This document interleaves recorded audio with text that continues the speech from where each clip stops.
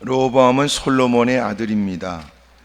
아버지의 뒤를 이어서 르호보암이 왕이 됐습니다. 역대하 9장을 보게 되면 하나님께서 솔로몬에게 각양에 필요한 것들을 베풀어 주셨고 솔로몬이 때가 되어 죽게 되었는데 9장 31절에 솔로몬이 그의 조상들과 함께 자매 그의 아버지 다윗의 성에 장사되고 그의 아들 르호보암이 대신하여 왕이 됐습니다. 르호보암이 왕이 된 것은 하나님의 각별한 은혜지만 사실은 모든 사람들은 당연하다고 생각할 수 있겠지요. 르호보암의 아버지 솔로몬도 마찬가지. 아버지가 다윗 왕이었으니까 아들로서 당연히 왕이 되었을까요? 다윗에게도 뭇 왕들과 다를 바 없이 수없이 많은 자녀들이 있었지만 그런 중에도 하나님은 그를 왕으로 세웠던 겁니다.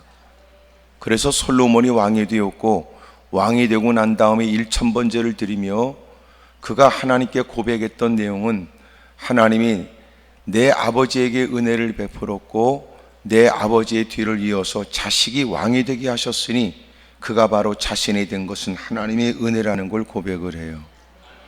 잘 알고 있는 것처럼 솔로몬의 아들들 가운데 압살롬이 아버지의 자리를 탐하기도 했습니다.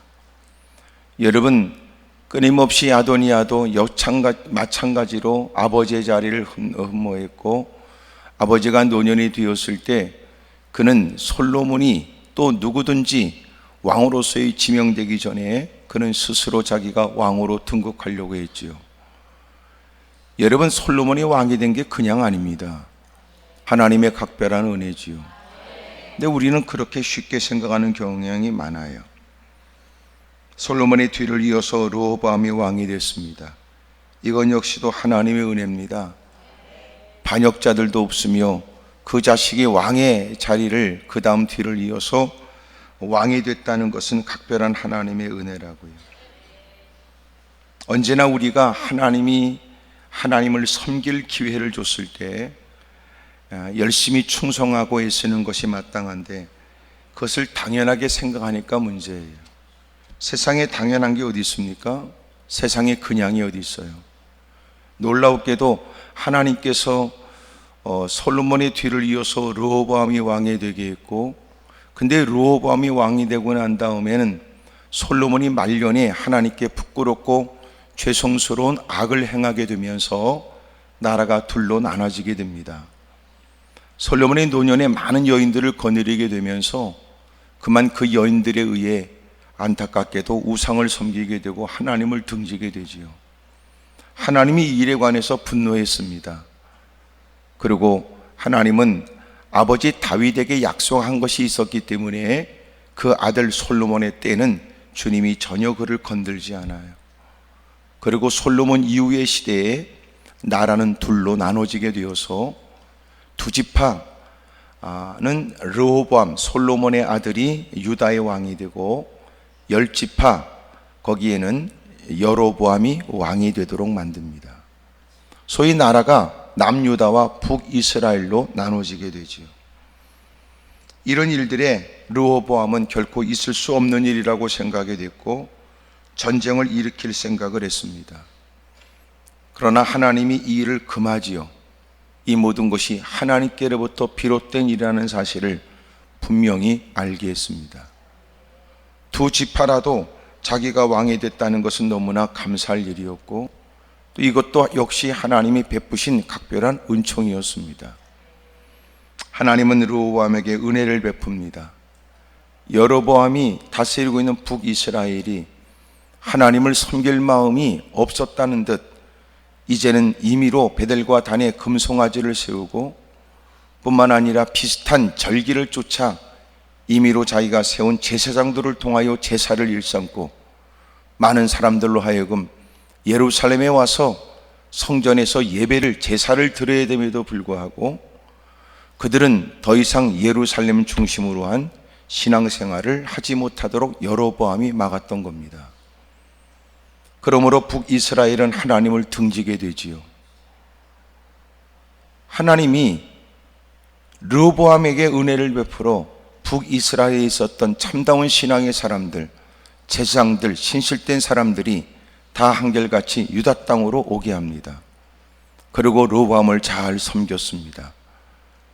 믿음으로 견고히 서 있는 르호보암, 그렇게 남유다는 하나님이 허락하시는 큰 부강한 나라가 됐습니다. 오늘 성경에 가르쳐주는 12장 1절에 르호보암의 나라가 견고하고 세력이 강해짐에, 여러분, 하나님께서 그에게 은혜를 베풀어서 나라가 견고했고 세력이 강해졌습니다. 두 지파의 나라는 옛날에 비해서 세력이 약화되는 것이 마땅한 듯 보여지고, 그러므로 인해서 나라가 더 허술하고 누군가에게 쉽게 먹잇감으로 여겨질 수 있을 때에도 누구도 감히 넘보지 못하도록 하나님이 그 땅을 책임져 주셨던 겁니다. 문제는 그 다음에 일어난 거지요. 르호보암이 하나님 말씀을 버렸습니다.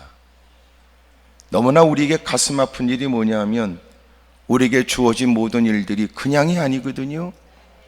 아침 일찍 일어나고 저녁 자리에 늦게 눕는다고 해서 모든 사람이 다 똑같이 사는 거 아닙니다.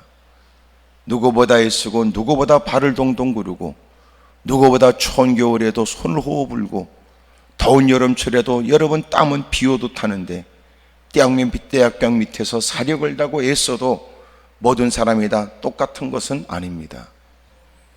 누구하고 비교할 때는 지혜가 탁월한 건 아니나 계획된 일이 이루어지는 것은 하나님의 은혜고, 그렇게 부모로서 자식에게 원하는 바를 다 공급해 줄 수 있는 것은 아니지만 자네들이 그래도 잘 공부하고 병처리하지 않고 특별한 일 없이 잘 성장하는 것도 하나님의 은혜지요. 근데 우리는 자기가 되는 것은 당연한 일이고요, 뜻대로 되지 않으면 하나님께 원망하고 더 좋은 것만 탐하면서 감사의 모습을 잃어버립니다. 하나님께서 우리에게 좋은 여건과 형편을 통해 하나님을 섬길 기회를 주시는 거예요. 왜 하나님이 나에게 이렇게 큰 영향력 있는 자리에 세웠고 하나님은 내게 이렇게 건강을 주셨을까? 하나님이 내게 베푸신 은혜는 왜 누구와 비교되도록 특별할까? 하나님이 내게 주신 바 은혜는 하나님을 섬기라는 뜻이 아닐까? 이런 생각을 우리는 갖지 못하니까 불신앙적이다 그 말이에요. 하나님의 전을 출입하니 누구보다 믿음 있는 듯 보여져도 실상 속속들이 들여다보면 불신앙적입니다. 그래서 그것을 가장 중요하게 한마디로 말하는 건 신앙의식이란 말이에요. 교회를 다니는 건 사실이지만 그 사람이 그 모든 매사일은 하나님의 베푸신 은혜야, 하나님의 허락하신 은총이지, 하나님의 나를 향하신 기대가 있는 거야, 하나님의 나를 향해서 원하시는 뭔가 있기 때문일 거야 라고 고민하고 생각해야 되는데 안 한단 말이에요. 자기가 누리는 것은 마땅한 일이고 더 탐하는 마음 때문에 더 삐뚤어진 생각에 불평과 원망이 가득한 것은 너무나 슬픈 일입니다. 하나님이 르호보암에게 주신 첫 번째 은혜가 뭔지 아세요? 하나님을 섬길 기회를 주신 거예요. 왕이 됐으니 기회 아닙니까? 나라가 견고하니까 기회 아닙니까? 여러분 세력을 얻었으니 기회 아닙니까? 건강하니까 기회 아닙니까? 직분과 직위가 있으니 기회 아닙니까? 근데 사람들은 그걸 주님을 섬길 기회라고 생각하는 게 아니라 죄질 기회로 생각한다는 거예요. 이젠 최고의 자리에 있으니 누가 나한테 함부로 권면할 수 있으며 이젠 내가 마음껏 할 수 있는 여력과 세력을 얻게 되었으니 누가 내가 감히 추진하는 일에 도전할 수 있겠나, 이런 생각에. 여러분, 우리끼리 있으니까 얘기지 누가 봐도 볼상사나운 짓에 관해 한마디 하고 싶은 마음이 다 목구멍까지 차올라도 다 입을 열고 얘기를 못합니다. 이유가 있다면 그 사람 성질 더러워서 얘기 못하는 거 아니에요? 여러분, 이런 걸 보면 우리 자신도 마찬가지. 여러분, 내가 오늘 바르게 생활하기 때문에 사람들의 나에게 이런저런 충고를 하는 것이, 하지 않는 것이 아니라 내가 성질이 지랄 같아서 누가 그 말 한마디 하면 싸우자고 덤벼드는 걸 원치 않아 그냥 보면서도 안타까우면서도 고개를 돌리고 있는지도 몰라요. 때로는 누군가가 당신에게 충고의 말을 건네는 걸 고맙게 생각하세요. 왜냐하면 그 일 때문에 부딪히는 걸 감수하면서라도 우리를 위해서 보다 못해 건네는 얘기인지도 모를 테니까. 여러분, 권면하는 거 쉬운 거 아닙니다. 그래서 지혜로운 사람은 무지하고 어리석은 인생들에게 권면하지 말래요. 그렇게 무지하고 우매한 인간들에게 권면하는 건 마치 개의 귀를 잡는 것과 같대요. 예? 으르렁거리고 물 수 있다는 얘기 아닙니까? 그러므로 누구한테 충고하느냐? 지혜롭고 현명한 사람에게 충고하면 그는 지혜가 더해지지만, 그러나 우매하고 어리석은 인간들은 아예 상대하지 않는 게 좋다는 거예요. 왜냐하면 그를 위한다고 건넸다가 오히려 봉변당할 일이 뻔하기 때문에 그렇습니다. 오늘도 하나님의 전해조조차 하나님 앞에 있다고 스스로 무릎을 꿇고는 얘기해 놓고는 정작 하나님 말씀을 증거하는, 하나님 말씀이 증거되는 순간에는 여전히 자기 기분만 있고 똥꼬집만 있고 자기 성질만 가득한 인간들. 그러니 하나님 앞에서도 그런 종자에게 어떤 누가 다가가 당신의 그런 바르지 못한 행동은 하나님 앞에 진노가 되니 결코 그 일은 멈춰야 될 일이요, 그런 일들은 금해야 될 일이라고 누가 말하겠어요? 그러니 보세요. 하나님 말씀 앞에 수긍하고 말씀 앞에 받은 영향이 역력하고 깨달음이 눈물로 표현되어지고 받은 바 영향에 두 주먹 불끈 주고 주의 뜻대로 살겠다고 하는 사람들에게는 주변의 사람도 그의 신앙을 존중할 뿐만 아니라 그의 신앙생활에 더 힘이 될 말을 몇 마디라도 건네주고 싶지. 기도원에서도 사역자가 저 사람이 사역자가 될 수 있을까라고 이렇게 가늠하는 정도는, 사역자가 되겠다고 들어온 사람한테 제일 먼저 하는 일은 예배 참석하게 하는 거예요. 금식하고 예배 참석하게 하는. 네, 사역도 못하고 다 그만 비슷하게 다 그만두게 합니다. 이유는 뭐예요? 예배 드리는 거 보면 알아요. 여러분, 아니말로 강단에 서야 될 사람이 예배 드리는 그 성도들의 공간에서 예배도 못 드리는 거지 같은 놈의 새끼가 어떻게 사역을 해요? 100% 가짜지 그런 거는. 그러니까 제일 먼저 예배 드리는 거 보면 안다고. 예배 드리는 거. 그런 얘기를 내가 강조하지만 언제나 사역자는 그냥 할 수 있는 능력, 여러분 합당한 과정을 거쳤다 이런 게 아니고요. 진정한 사역자는 예배자가 시작이에요. 예배자가 되어야 되고, 예배를 드리면서 은혜자가 되어야 되고, 은혜자가 되면서 여러분 헌신의 마음, 자발적 헌신의 마음이라는 헌신자가 되어야 되고, 그렇게 헌신하겠다는 사람들에게 그의 재능을 따라 일을 맡겨 사역하게 하여 사역자가 되는 거예요. 웃기는 건 여러분, 예배도 제대로 드려보지 못한 인간이 앞에 서서 여러분 찬송하거나 앞에 서서 여러분 교회에서 여러 사람 틈바구니에 마이크 붙들고 찬송하는데 팀으로 서야 된다는 것처럼 웃기는 일이 어디 있어요? 제일 중요한 건 예배자예요. 여러분, 사람들은 정중한 모습으로 예배를 드리고 그런 거지 같은 찬양, 그 시원치 않은 여러분 그것도 기쁨으로 은혜를 받고 역사가 있기를 사모하여 앉아 있는데, 너는 예배를 이해하지 못하는 거지 같은 간이 앞장설 이유가 어디 있어요? 그러면서 니따오가 무슨 놈의 예배를 감히 함부로 얘기해요. 사기꾼들 많아요. 빼어난 목소리가 되어 있다고 찬양단에 들어갈 이유도 없어요. 남달리 사회적인 지위가 있다고 해서 그 사람이 누구보다 먼저 과정을 거치지 않고 장로가 되어야 될 이유가 없다고 말이에요. 교회에서 가장 존중이 여겨져야 될 것은 믿음입니다. 믿음. 누구보다 본을 보이는, 앞장서서 보이는 기도의 뒷모습이 보이지 않으면 어찌 그 사람이 서로 얼굴을 맞아보며 남다른 높은 자리에 서서 자신이 뭐가 된 양 거들먹거릴 수 있단 말입니까?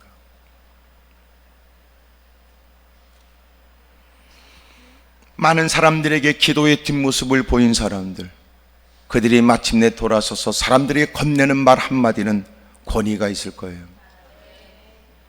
하나님 앞에 독대하고 무릎 꿇는 시간이 없는 사람이 어찌 이런 사람들 앞에 자기의 리더십이 뛰어나 탁월한 사람으로 인정받기를 기대하겠습니다. 하나님이 우리에게 허락하신 여러분 기가 막힌 기회, 여러분 그 모든 것에 관해서 깨닫는 것도 예배 시간이거든요. 예배를 경히 여기면서 하나님이 자신에겐 특별한 신령한 뭔가를 직통 계시로 할 줄로 생각하는 것, 이게 여러분 잘못된 신앙이라고요. 예배자가 되십시오. 그리고 은혜자가 되십시오. 그리고 헌신자가 되십시오. 그리고 여러분 사역자가 되란 말이에요. 이 사역자는 하나님의 거룩한 일에 이 부분 저 부분의 일들을 땀을 흘려가며 맡은 바 자기 역할에 기쁨으로 감당하는 사람, 그 사람이 사역자예요. 마지못하게 하면 그건 아니에요. 마지못하게 하는 그건 재수없는 일이지. 그런 것들이 일하는 거 봤어요? 바싹 오그라진 인상이 콧구멍에 덩김을 폭폭 쏟아가며, 말투는 저돌적이고, 말투는 여러분들 가는 곳곳마다 시비 쪼고, 그러면 안 된단 말이에요. 그래서 사람들이 돌아가면서 안내위원도 그냥 시키면 안 돼요. 인상 더러운 것들은 시키지 마라. 이목구비는 시원찮아도 얼굴은 밝아야지. 아멘입니까? 얼굴은 밝아가지고 말이야. 사람이 그렇게 이쁜 얼굴, 뛰어난 미모는 아니지만 하나님이 주신 바 은혜가 있고 맡은 바 그 역할이 여러분 얼마나 자신에게 주어진 크나큰 은혜인 줄 그는 깊이 깨달은 듯, 추운 겨울을 여러분 무릅쓰고 저 문 밖까지 나와서 교회 출입하는 사람을 기쁨으로 맞이하고, 얼마나 멋있어요. 예? 근데 사람이 여러분 겉으로는 그렇게 사람이 이목구비가 뚫린 듯 뚫리고 나올 것 나오고 다 여러분 조화롭게 생긴 것처럼 보이는데 재수없는 것들 많다고. 옆에 사람 쳐다보고 물어봐요. 그쪽은 내가 어떻게 보이냐고 서로 물어보세요. 시작.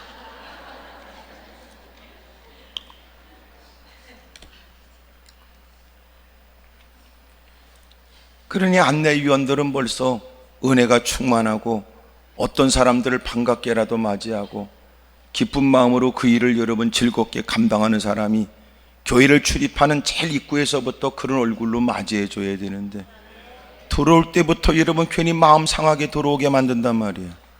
예? 그런 것들은 안내위원 자격도 없어요. 안내위원이 얼마나 중요한 줄 압니까?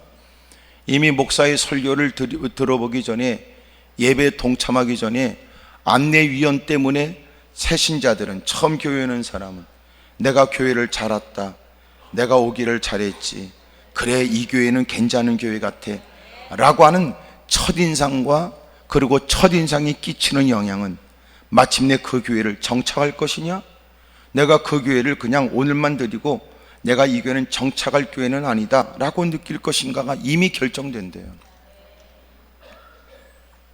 그러니 들어올 때부터 음식전도 중요한 건 들어갈 때 식욕을 자극해야 된다는 거예요. 여러분 코스 요리는 먼저 음식이 나와 그 다음 식사에 관해서도 여러분 식욕이 느껴지도록 돕는 거 아닙니까? 문제는 우리가 여러분 처음 딱 발을 들어놨는데 누군가가 마음이 열리기보다는 오히려 마음이 불편하다는 건 문제가 되겠죠. 여러분들은 무엇보다도 예배의 성공자가 되길 바랍니다. 예배는 참석해서 이루어지는 게 아니라 예배는 스스로 예배를 참석해서 힘써야 돼요.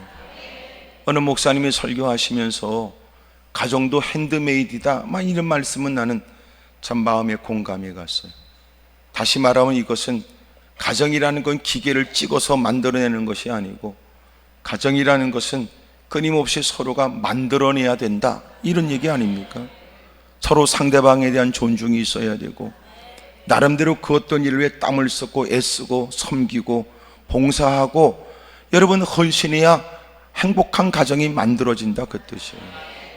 어찌 보면 핸드메이드이기도 하고 어찌 보면 여러분 무릇메이드이기도 해요.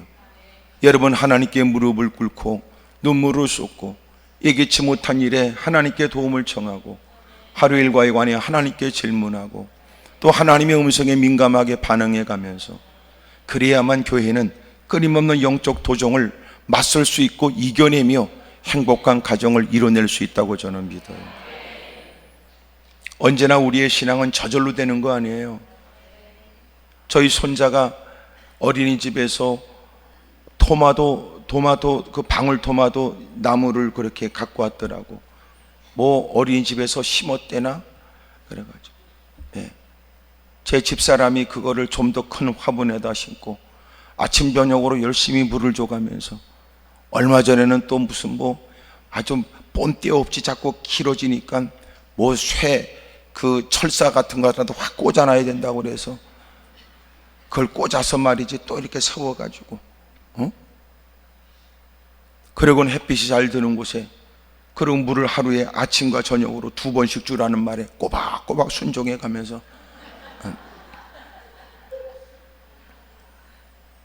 그거 밖에 나가면 여러분 방울토마토 여러분 사면 될 걸 굳이 그렇게 해가지고, 여러분 세상에 그냥 크는 거 어디 있어요? 더더군다나 세상과 맞설만한 믿음이 그냥이 어디 있습니까? 끊임없는 유혹과 미혹 속에서도 견고한 믿음이 어떻게 저절로 됩니까?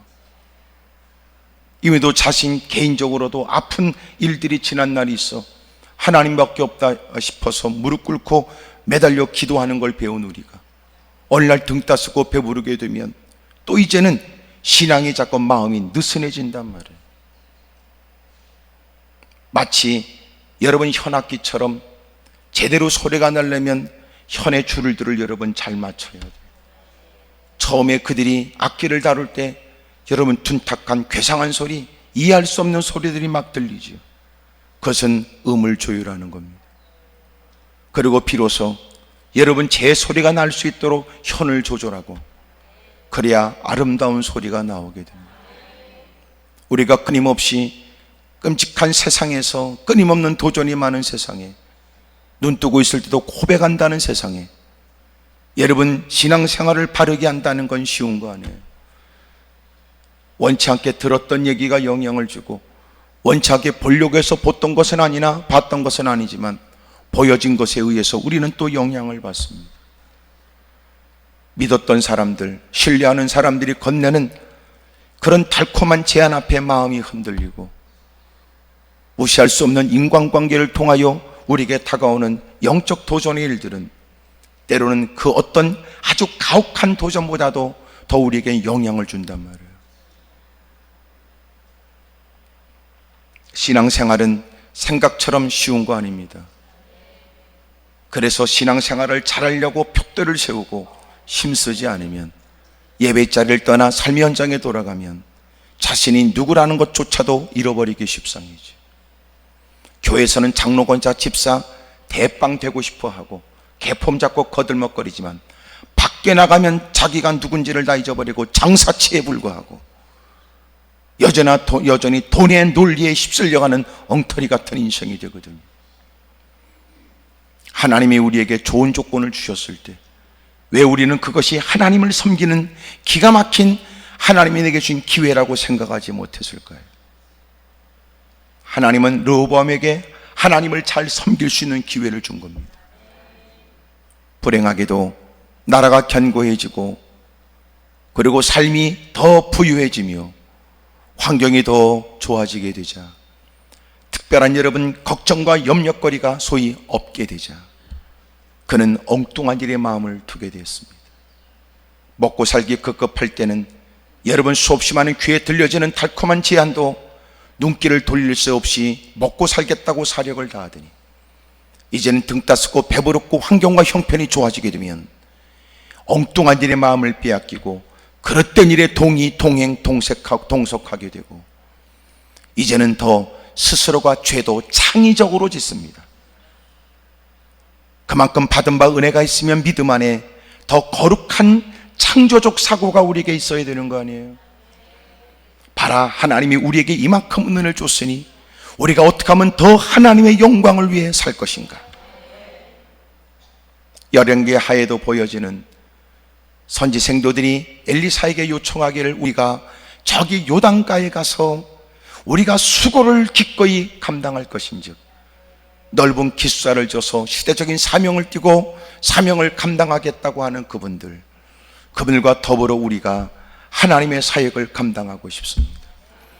이미도 자신의 모든 것들을 포기하고 하나님의 영광을 위해서 자신을 드린 그들이 이제는 그들은 창조적이고 창의적 사고를 하여 우리가 이것을 떠나 저 요단가로 가 더 넓은 기숙사를 짓고 더 많은 사람들이 제한된 공간의 이곳에서 들어오고 싶어도 들어오지 못했던 사람들, 더 많은 사람들이 선생님의 가르침을 받으며 하나님 맡겨준 사명을 감당할 수 있도록 우리가 이를 위해 수고를 하겠습니다. 남달리 하나님의 은혜를 받은 우리는 왜 우리의 사고가 좀 더 넓어져야 될 것 같은데도, 봐라, 내가 더 많은 영혼들을 위해 내 삶을 드려야지. 이젠 살아왔던 삶의 영역을 뛰어넘어 이제는 문영혼들에 관해서 관심을 갖고 여러 번 피부색이 달인 그들에게도 쫓아가서 문화적 충격을 무릅쓰고 복음을 증거해야 되겠다. 나를 환영해 주는 사람은 없으나 내게 베풀어 주신 하나님의 구원의 은혜에 감격에 젖어 나는 그곳으로 가서 그들의 영혼을 위해 하나님의 뜻을 받들겠다. 편하게 살 수 있는 환경을 스스로 포기하고, 히브리 11장에 보여지는 모세에 대한 얘기, 그는 하나님의 백성과 고난받기를 잠시 죄악의 낙을 누리는 것보다 더 좋아하고, 적어도 하나님께 받은 바 은혜가 진짜 너는 그렇게 고백되는 것이냐. 그러나 대부분의 사람들은 자신이 누리고 있는 모든 것들을, 교회 안에서는 하나님의 은혜로 그 모든 것들을 누렸다고 말하지만 실상 그 모든 환경과 형편을 그가 어떤 용도로 쓰며 어떻게 사용하고 있는 걸 보면 하나님이 그에게 주셨다는 은혜를 믿고 있는 게 아니라는 걸 알게 됩니다. 여러분, 그 모든 것이 하나님께로부터 주어진 각별한 은혜라고 믿고 있는 것이 사실이라면 결코 그것을 죄 지는 일에 쓸 수 없을 것이고, 결코 하나님이 기뻐하지 않는 일에 허비할 리도 없을 것이다.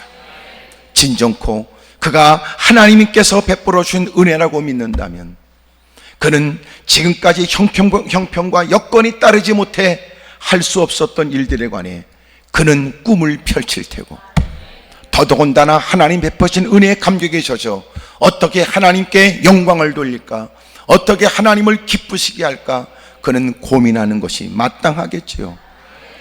우리 주변에도 보면 하나님이 거룩한 일에 남다른 창의적 사고를 가지고 하나님의 일을 펼쳐나가는 사람 많더라고요.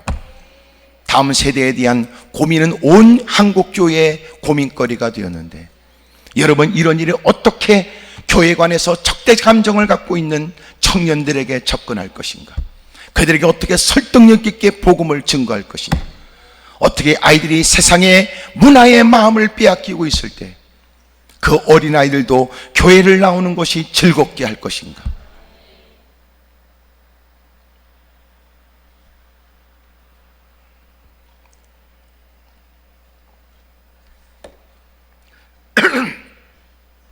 요새 들려지는 너무나 가슴 아픈 얘기는 교회에서 주일학교를 위해 아이들에게 문상을 준대요. 문화상품권을 준대요. 그래서 아이들에게, 주일학교 아이들은 5,000원짜리, 중고등부 아이들한테는 10,000원짜리를 준대요. 난 그 얘기를 들으면서 충격을 받았습니다. 미쳤다. 이제 조금 있어 보세요. 이제 아이들 교회 나오면 일당 준다 이러겠지. 너 교회 나오면 너 아르바이트 비용 준다. 어찌 보면 아이들 드리는 예배가 1시간은 넘을까?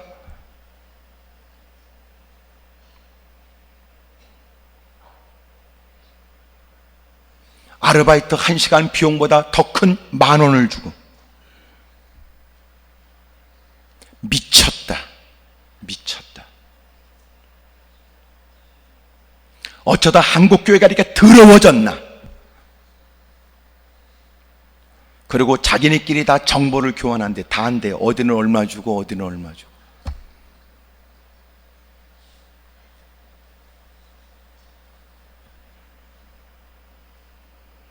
슬픈 일입니다. 교회가 등 따스고 배부르니까 미친 짓 하고 있구나. 개척교회는 어떻게 감당할까? 어떤 경쟁력을 갖고 있을까? 여러분 자식들도 여러분 교회에서 주거든 절대로 받지 말라고 그러세요. 설령 준다고 해도 받지 말라고 그러세요. 얘야, 이거 다 헌금으로 나가는 거야. 너 받지 말거라. 너는 그것 없이도 전도사님 걱정하지 마세요. 저는요 주님 때문에 나오는 겁니다 라고 고백하고 그 전도사님에게도 희망을 줘라. 네가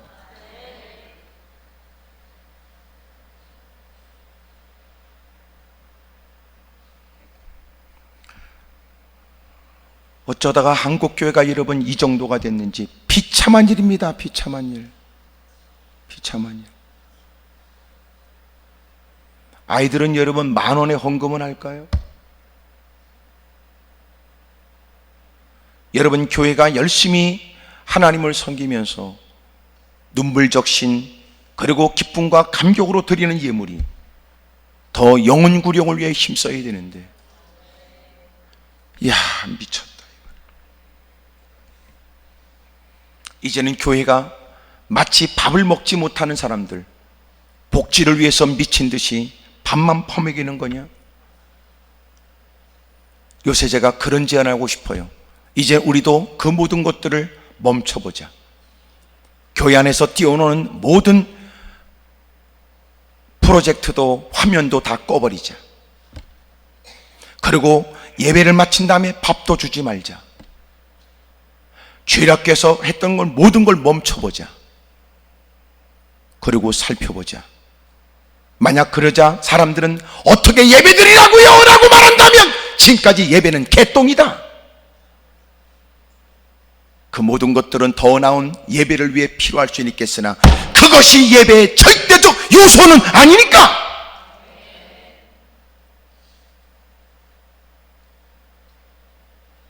교회 나는데 밥도 안 줍니까? 이따구로 얘기하는 것들은 콧구멍을 찢어라. 너 그만큼 밥 퍼먹는 걸로도 감사하지 못하느냐? 뭐 때문에 교회가 너희에게 밥을 줘야 되느냐? 고마운 것도 잊어버렸구나.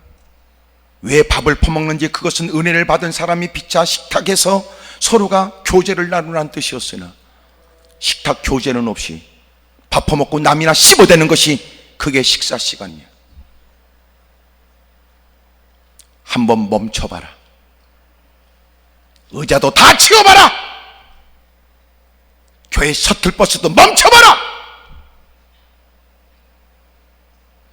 그리고 정말 그럼에도 불구하고 예배를 흠모하는 사람들이 누가 있는가 살펴봐라.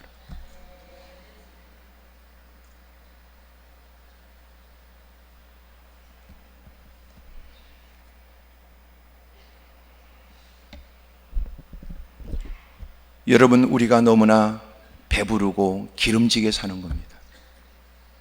겨우 우리가 생각해나는 건 더 편한 거, 더 재밌는 거, 하나님께 헌신해야 하는 마음보다는 어떻게 하면 더 많은 것을 내 것으로 소유한 탐욕에도 교회 안에서조차 하나님의 이름을 빙자하여 더 늘어나고 있다.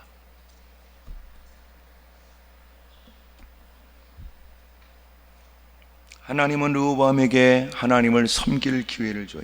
섬길 환경을 주신 거예요. 문제는 그가 하나님을 등지게 됩니다. 12장 1절, 르호보암의 나라가 견고하고 세력이 강해짐에 그가 여호와 율법을 버리니 온 이스라엘이 본받은지라. 그들이 여호와께 범죄하였으므로 르호보암 왕 제5년에 애굽 왕 시삭이 예루살렘을 치러 올라오니 그에게 병거가 1200대요 마병이 6만 명이며 애굽에서 그와 함께 온 백성 곧 리비아와 숫과 구수 사람이 헤아릴 수 없이 많더라. 시삭이 유다의 견고한 성읍들을 빼앗고 예루살렘에 이르르지요. 여러분, 그들의 삶이 상상을 초월한 피폐하거나 견딜 수 없는 곤고함에 빠지게 되었습니다.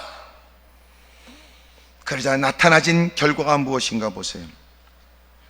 여러분, 이 일에 관해서 하나님이 스마엘을 통해서 그 일이 왜 일어났는지를 설명하시는 말씀이 5절에 있는데 이것부터 읽겠습니다. 그때 유다 방백들이 시삭의 일로 예루살렘에 모였습니다. 선지자 스마야가 르호보암과 방백들에게 나와 이르되 여호와께서 이같이 말씀하시기를 너희가 나를 버렸으므로 나도 너를 버려 시삭의 손에 넘겼노라 하셨다 한지라.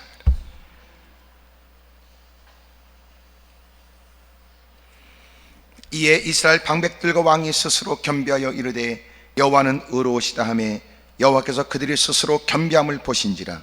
여호와의 말씀이 스마야에게 임하여 이르시되 그들이 스스로 겸비하였으니 내가 멸하지 아니하고 저희를 조금 구원하여, 참 조금 구원하여, 왜 그래요? 아직도 삐딱할 가능성이 있으니까, 아직도 충분히 배우지 못했으니까. 하나님은 말씀을 통해서 그가 하나님을 배우길 원하고 더 풍요 속에서 하나님을 배우길 원해요. 그러나 만약 그가 풍요 속에서도 하나님을 깨닫지 못하면 절박한 처지 속에서 하나님을 생각하게 하고, 불행한 일은 그것조차도 여러분 지켜보는 사람이 가슴 아프지만 더 슬픈 일은 그 고통 속에서도 깨닫지 못하는 사람들입니다. 저희를 조금 구원하여 나의 노를 시삭의 손을 통하여 예루살렘에 쏟지 아니하리라. 그러나 그들이 시삭의 종이 되어 나를 섬기는 것과 세상 나라를 섬기는 것이 어떠한 죄를 뼈저리게 비참한 중에 견딜 수 없는 고통 중에 신음소리를 내며 알게 되리라. 그래서 여러분, 제가 서두에 드렸던 말씀이 뭔가를 기억하십시오. 하나님을 섬길 환경을 주셨다. 하나님은 하나님을 섬길 환경을 그에게 주셨다. 만약 그럼에도 불구하고 하나님을 섬길 기회를 오히려 더 창의적으로 죄를 짓거나 거침없이 하나님을 대들거나 하나님께 맞설 못되고 그릇된 일들을 행하게 된다면 하나님은 하나님을 찾을 환경을 만드시는 거예요. 하나님을 섬길 환경을 주셨을 때 감사하는 마음으로 어떻게 하나님을 기쁘시게 할까, 어떻게 하나님을 섬길까 힘쓰고 애쓰는 것이 마땅한데, 가슴 아프게도 여러분 그 모든 것들은 하나님을 열심히 섬기겠다는 누구에게도 보지 못한 열정이 있어야 됨에도 불구하고 거침없이 자기가 누리고 있는 것은 영원하다는 듯 착각하고 자기가 소유한 것은 영원히 내 것으로 내 소유물이 될 거라고 오만방자하고 자신이 여러분 그렇게 갖고 있는 배경으로 그 어떤 도전도 이겨낼 수 있다고 생각하고 이미도 잘 됐으니 잘 될 거라고 생각하고 좋았으니 좋을 거라고 생각하는 그에게 좋게 하신 하나님을 망각해버리고 더 좋게 하셔야 될 자신의 의무를 잃어버린 그에게 하나님을 잘 섬길 환경을 오히려 하나님을 멸시하듯이 하나님께 도전하는 그에게 이제는 하나님을 절박하게 찾지 않으면 안 될 환경을 만드신 거예요. 지독스러운 독한 시삭을 만나게 하여 여러분 그들은 모든 것들을 약탈당했으며 그들은 짓밟혔고 여러분 경고했던 성읍은 허물어지며 여러분 누구도 넘보지 못하는 울타리를 세웠던 그들이 이제는 들짐승들이 오가는 큰 구멍이 뚫려 이제는 피폐하기 그지없는 인생이 되도록 하나님 만든 거예요. 잊지 마세요. 하나님은 하나님을 잘 섬길 환경 주지만 하나님을 잘 섬기지 않으면 하나님을 찾지 않으면 안 될 환경을 만드시는 거예요. 어찌 보면 우리에게 있는 지금 하나님께 무릎을 꿇으면서 말씀을 들으면서 떠올리는 과거의 어떤 일들이 생각날지 몰라요. 그래, 내가 그때 하나님을 잘 섬겼어야 했다. 그때 내가 지금보다 더 건강하고 젊고 더 좋은 여건에 더 나은 여건이 있었을 때 그때 내가 하나님을 섬겼어야 했다.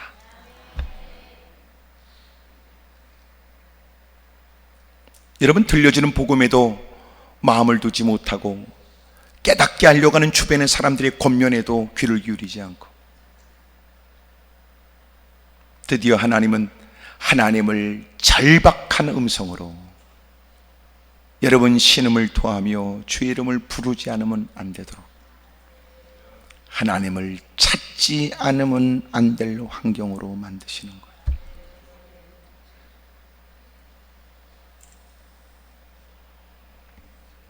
그러나 여러분, 이런 부분의 일들은 끝이라는 개념은 아니에요.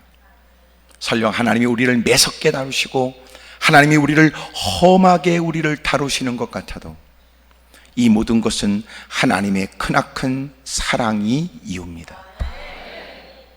하나님이 유다 땅을 버리겠다는 것 아니며 르호보암을 그렇게 해서 여러분 끝내겠다는 것도 아니었어요.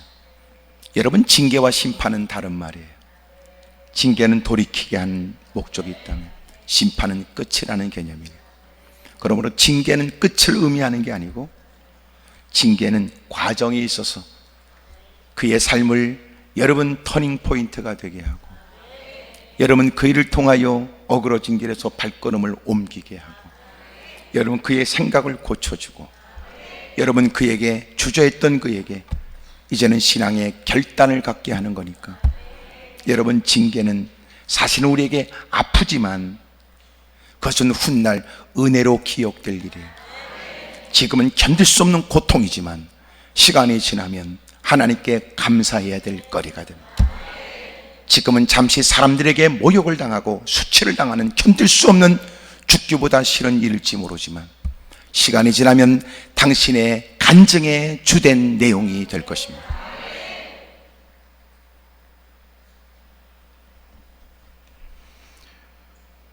하나님이 우리를 사랑하고 있다는 건 변하지 않는 사실이에요.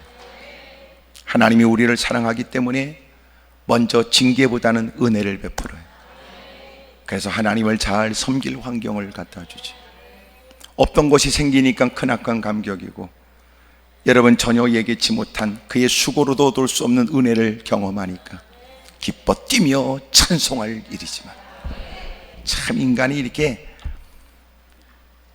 감정에만 의존하는 건 참 문제예요. 감정에만. 너무너무 기쁜데 이 감정은 금방 사그러져요. 금방 사그러져요. 서로 청춘 남녀가 서로 사랑해서 가장 여러분 눈빛만 해도 여러분 불이 붙을 것 같은 모습이지만 그러면 감정이라는 건 오래가지 않아요. 그래서 나중에는 점점 나이 퍼먹으면 결국은 사랑으로 사는 게 아니고 정으로 산다고 그러더니 더 나이 먹으면 전우애로 산다고 그러잖아요.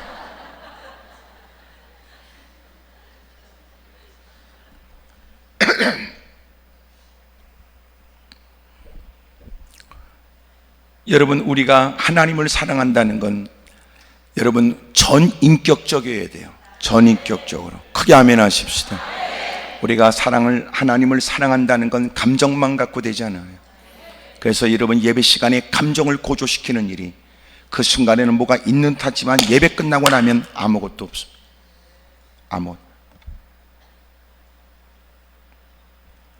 그래서 바른 신앙은 뭐냐면 전인격적인 거예요. 전인격적인 거. 여러분 지적으로 동의하고 가슴으로 공감하고 이제는 주님과 동행하는 거예요.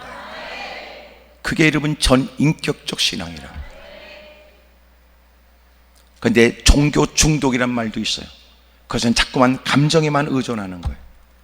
여러 사람 틈바구니 있으니까 좋을 뿐이요, 북적북적하니까 좋을 뿐이요, 그저 다수의 사람이 막 찬송하고 여러분 그 요란스러운 음악 소리와 함께 여러분 들뜨는 그 분위기가 좋을 뿐이지 예배 끝나고 나면 그는 더 깊은 고립감, 외로움에 시달려요. 그래서 그는 그 무언가가 필요해요. 텔레비를 보든지 또 술이라도 퍼먹든지 또 어울려 그 어떤 짓을 해야 돼요. 그건 바른 신앙이 아니 종교 중독이에요. 여러분, 우리의 신앙은 전인격적이어야 합니다. 크게 아멘 하십시다. 소위 마음이 상한다 할지라도, 마음이 상하게 된다 할지라도 전인격적 신앙이 모든 것들이 우리를 다 그런 부분에 관해서 영향을 주죠.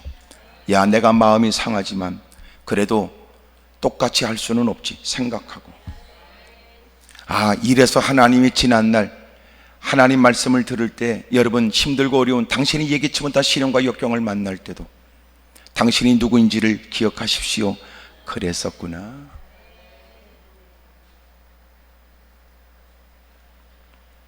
그러면서 여러분 그런 모든 일들을 대처할 수 있는 마음에 여유가 생기고 후회함이 없는 결정을 내리고, 그것이 여러분 바른 신앙 아니에요? 이렇게 다 이렇게 앉아 있어도 여러분도 몇 마디 하면 홀랑 뒤집어질 사람 많아요. 여기도 뭐 이렇게 기도할 때는 여러분 예배 드릴 때는 부들부들 떨고 막 뒤로 자빠질 것처럼 뭐가 있는 듯 그러지만 집에 가다가 전화 한 통 하면 홀랑 뒤집어지고, 동행했던 사람이 뭐라고 말 한마디 하면 홀랑 뒤집어지고. 옆에 사람 물어봐. 그쪽은 괜찮겠냐고 물어봐요. 시작.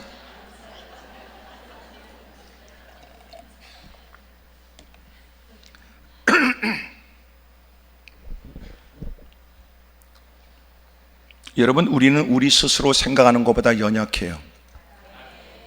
우리는 우리 스스로 생각하는 것보다 너무나 어리석어요. 여러분, 이 사실만 알아도 어떤 일을 결정하기에 앞서서 묻겠지요. 이게 묻는다는 것은 무지하다는 게 아니에요. 묻는다는 게 지혜로운 거지. 크게 아멘 좀 해보세요. 근데 가면 갈수록 우리의 신앙의 문제가 뭐냐면, 궁금하면 묻고 모르면 여쭙고, 이래서 극복하지 않다가 이단들이 와서 뭐라고 그러면 홀랑 뒤집어지는 겁니다. 제가 요새 뭘 느끼냐면, 사람들이 모르는 건 아닌데도 아는 게 없구나, 이런 생각이 들어요.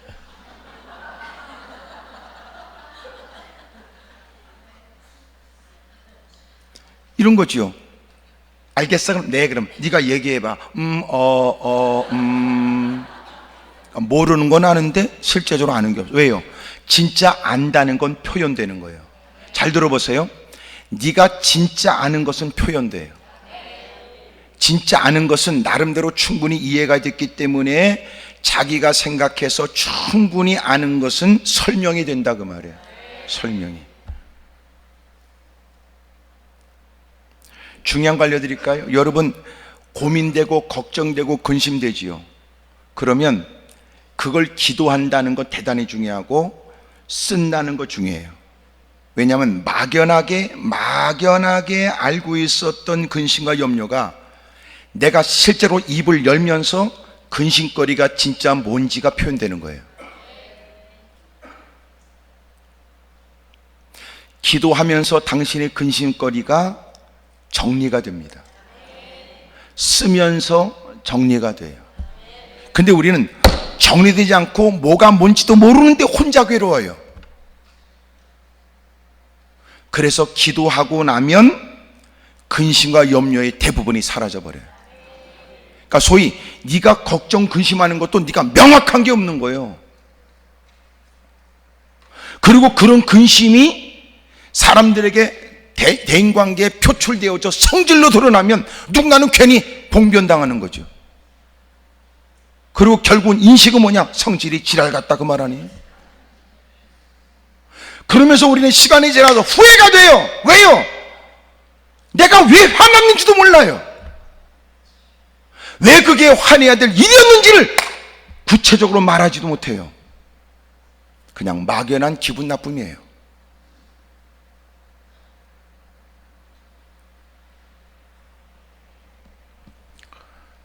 솜사탕 어떻게 만드는지 알지요? 옛날엔 자전거 뒤에다가 옛날에 양철 다라이 큰 거 해가지고 가운데 구멍 뚫고 밑에 엔진 집어넣고 그 위에다가 요만큼 담아가지고 구멍 뚫어가지고 설탕 하나 넣고 정신없이 돌리면 나무젓가락으로 막 이따만해지는.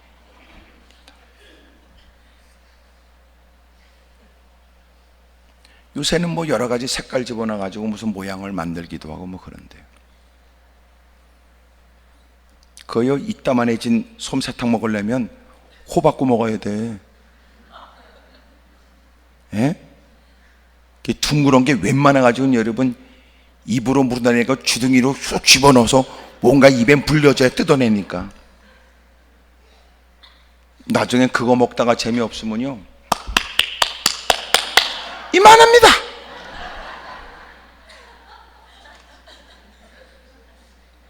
우리의 근심과 염려도 그래요. 근심이 얼마나 돼? 이따만 해요. 그런데 기도하고 나면 설탕 한 스푼 끝나는 거야.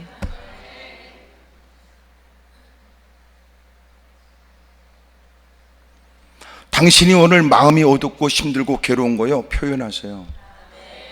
당신도 표현하다 보니까 아무것도 아니야. 너 스스로가 네 고민을 표현하다 보면 아무것도 아니라고. 근데 생각 없이 감정에 치우치니까 괜히 누군가에게 나쁜 인상만 주는 거예요.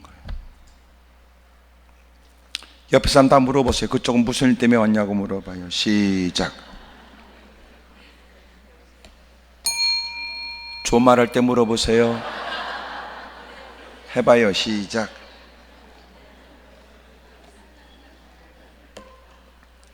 묻는다고 답할 사람이 있겠어요? 얘기한다고 네가 알아들을 것이며, 알아들은 널 네가 감당할 수 있을 것이며, 어떻게 짧은 시간에 그 복잡한 일을 한마디로 얘기할 수 있을 것이며.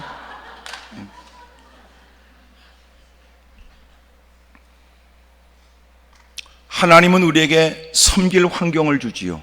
만약 인생이 그것이 하나님의 은혜인 줄 알아 하나님의 영광을 위해 살지 않는다면 하나님은 하나님을 찾을 수밖에 없는 환경을 만드세요. 르호보암이 그렇게 하나님 앞에 무릎을 꿇습니다. 어찌 보면 하나님이 혹독하게 그를 다루는 것처럼 보여지지만 확실한 결론은 하나님은 그렇게라도 그를 사랑하시는 거예요. 크게 아멘 하십시다. 따라합시다. 하나님은 우리를 사랑하십니다. 아니, 하나님이 그만큼 여러분 좋은 여건을 줬는데도 그렇게 하면 하나님이 콱 죽여버리면 끝날 일이고, 고개를 돌리면 될 일이고, 하나님이 여러분 그냥 누군가를 다른 사람을 반역을 일으켜 하나님이 누군가를 세우든지 그가 왕이 될 수 있으며, 이기는 자와 지는 자 사이에 하나님이 계시는 바 하나님이 못할 일이 뭐가 있겠습니까마는 하나님이 그럼에도 불구하고 좋은 조건을 주시고 하나님의 역사의 일들을 열심히 힘쓸 수 있는 기회를 주시다가 그가 하나님을 버리자 하나님은 이제는 그가 하나님을 찾지 않으면 안 되도록 환경을 만드시고, 하나님이 이토록 그를 사랑해야 되나, 하나님이 그토록 그따구 인간을 사랑하는가. 하나님이 사람이 없어서 일을 못하나? 예? 우리 같은 것도 쓰는데 하나님이 사람이 없어 못 쓰나? 또 지금 아멘 안 하는 건 기분 나빠서 그러지. 회개할 일입니다. 회개할 일. 지가 뭐나 된 줄 알고 자꾸 하고 있는.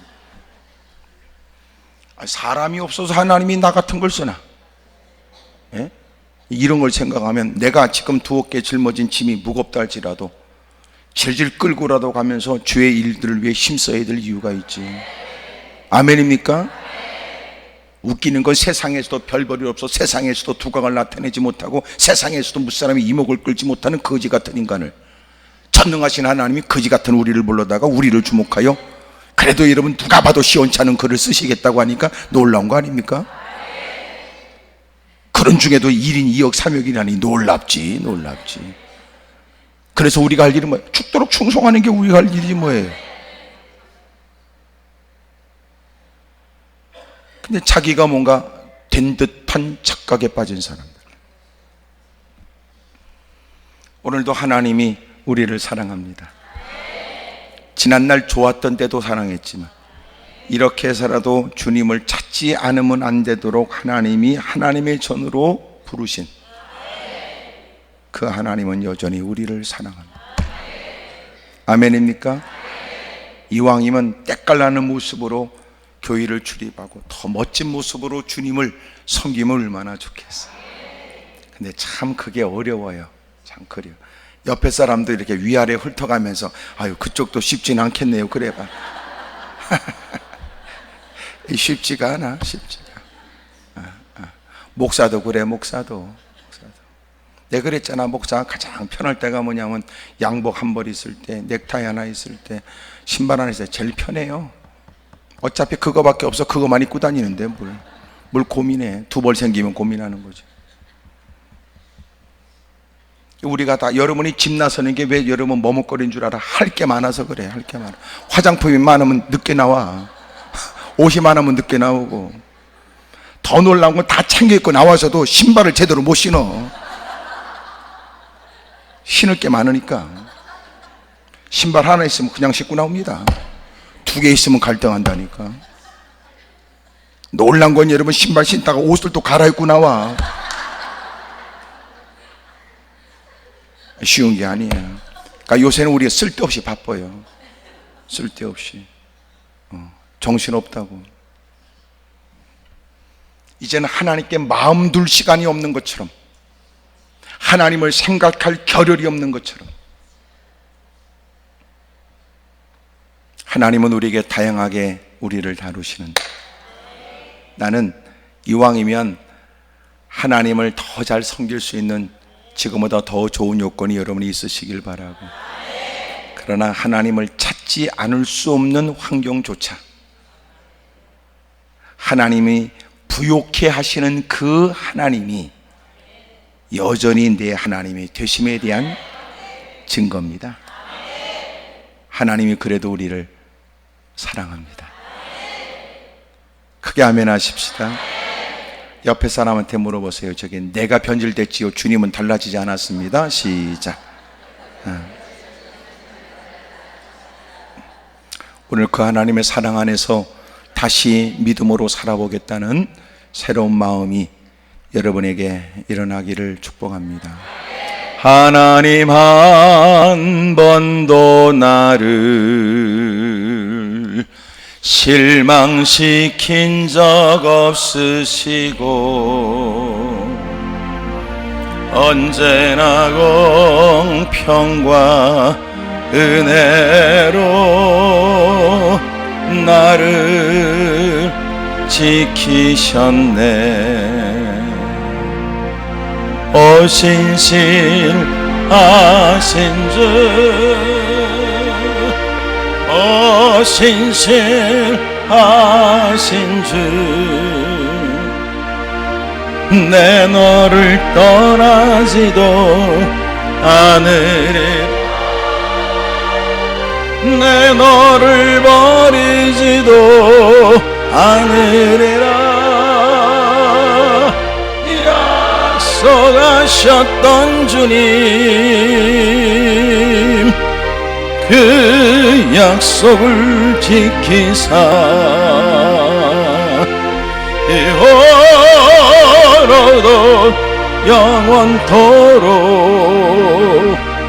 나를 지키시리라 확신하네. 지나온 모든 세월들, 지나온 모든 세월들 돌아보아도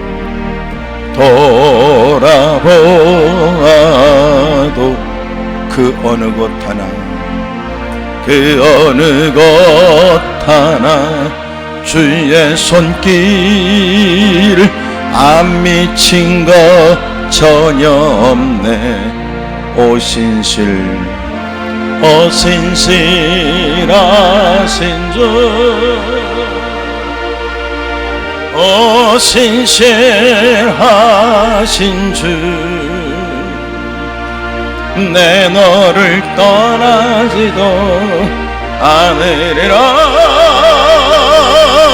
내 너를 버리지도 않으리라. 약속하셨던 주님, 그 약속을 지키사 이후로도 영원토록 나를 지키시리라 확신하.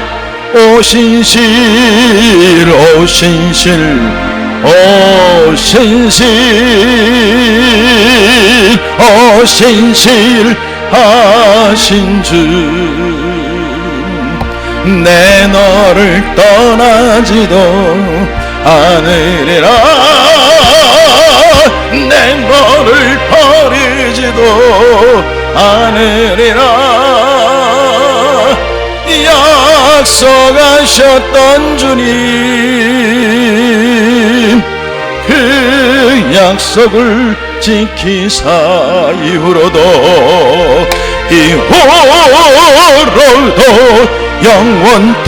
영원토록 나를 지키시리라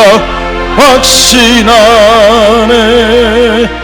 무릎을 꿇고 두 손을 가슴에 얹겠습니다. 하나님, 풍요 속에서 하나님의 사랑을 깨닫지 못한 사람, 고난 가운데 젖은 눈으로 하나님을 바라보게 하시고 다시 한번 나를 깨닫게 하시니 감사합니다. 두 손을 높이 들겠습니다. 좋은 여건에서 하나님을 섬길 기회를 주셨던 주님, 좋은 여건으로, 좋은 환경으로, 이제는 하나님이 르호보암에게 하나님을 찾지 않을 환경을 만드신 거예요. 확실한 건 그의 환경에 변화가 있는 건 사실이지만 하나님은 그를 사랑하신다. 하나님은 그를 사랑하신다. 여전히 그래도 하나님은 그를 사랑하신다. 그럴지라도 하나님은 그를 사랑하신다. 우리 힘줘 주님을 큰 목소리로 세 번 찾으며 통성한 자리 기도합니다. 주여!